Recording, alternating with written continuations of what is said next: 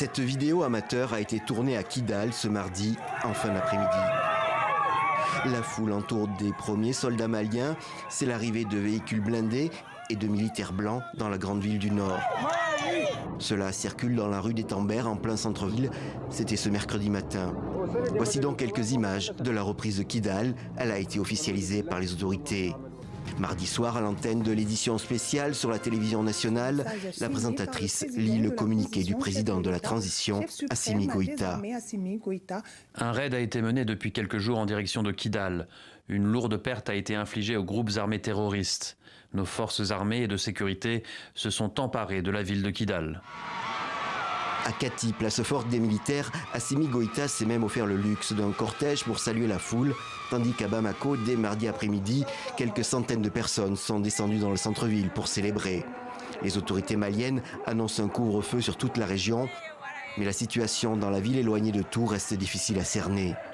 Kidal était considéré par certains comme le symbole de l'insoumission.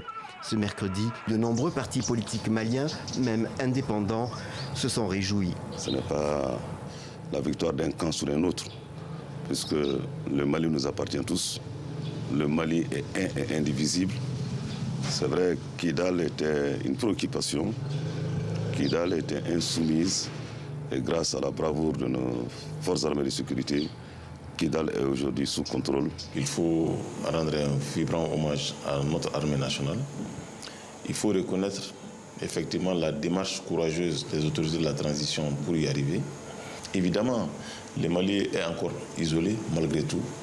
Il faut un retour à l'ordre constitutionnel et avec un chronogramme réaliste des élections. Y travailler pour que les Maliens choisissent librement leurs présidents, leurs autorités, pour qu'on retourne dans le Conseil des Nations.